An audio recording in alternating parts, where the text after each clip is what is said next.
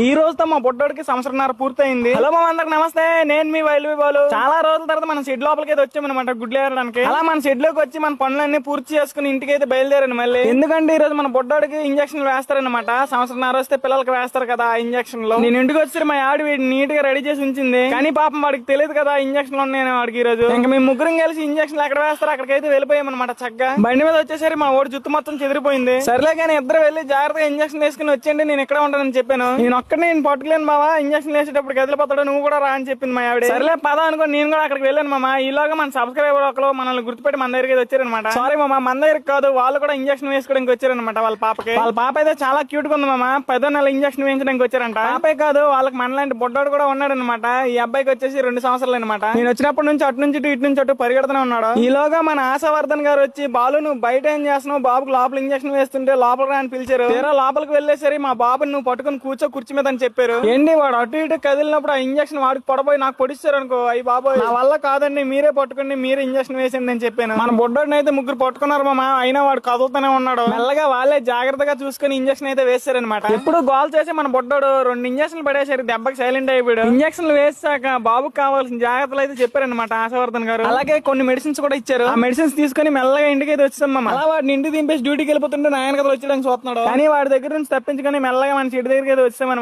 ఈ రోజు మన బొడ్డోడికి ఇంజక్షన్లు ఉన్నాయని మా ఆవిడ చాలా పెట్టించింది అనమాట. దానివల్ల ఈ రోజు నా జోడీకి మా అమ్మమ్మ అయితే వచ్చింది అనమాట. చూడండి మా అమ్మమ్మ చేతిలో స్మార్ట్ ఫోన్ కూడా ఉంది. మా అమ్మమ్మకి ఎక్కువ దెయ్యాల సినిమాలు అంటే పిచ్చి, ఎప్పుడు దెయ్యాల సినిమాలే చూస్తుంటది. అప్పుడప్పుడు నన్ను అడుగుతుంటది అనమాట, బాలు మంచి దెయ్యాల సినిమాలు ఎక్కించరా అని. సినిమాలు ఎక్కిస్తాను కానీ వచ్చిన పెన్షన్ డబ్బుల్లో సగం డబ్బులు ఇవ్వంటే మాత్రం ఇవ్వదు. అంటే నాకు డబ్బులు ఇస్తే నేనే ఎక్కడ తాగి పాడైపోతానని తన భయం. మా అమ్మమ్మకి ఇక్కడ పని చేసినందుకు 11,000 ఇస్తారు.